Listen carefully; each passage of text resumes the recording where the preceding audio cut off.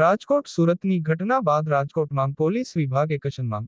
Police કમિશનરે ગણેશ પંડાલના આયોજકો સાથે કરી બેઠક. સુરક્ષાની દ્રષ્ટિએ તમામ તકેદારી રાખવા અપાઈ સૂચના. આયોજકોએ ગણેશ પંડાલમાં 24 કલાક માણસો રાખવા અપાઈ સૂચના.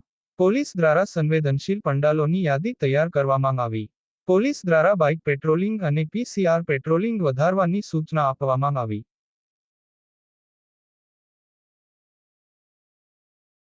ગણપતિ મહોત્સવના અનુસંધાને રાજકોટ શહેર પોલીસમાં માન્ય સીપી શ્રી બ્રિજેજા સરના માર્ગદર્શન હેઠળ એમ તો અગાઉથી જે ગણપતિ મહોત્સવ અને ઈદના અનુસંધાને શરૂઆતથી પોલીસ સાથે, પોલીસના અધિકારીઓ સાથે, આયોજકો સાથે, પોલીસ સ્ટેશન વાઇઝ અને પર્સનલી સીપી સાહેબ તરફથી બી અધિકારીઓને શ્રીને માઇન્યુટલી સૂચનાઓ તકેદારી બાબતમાં કરવામાં આવેલ છે. ખાસ કાલના બનાવ અનુસંધાને સુરત શહેરના આજે સવારે માન્ય સીપી સર તરફથી ગણેશ પંડાલના જે આયોજકો છે, અત્યાર સુધીમાં જે રાજકોટ શહેર પોલીસ પાસે વિગત છે, 323 જગ્યા પંડાલ લાગેલા છે.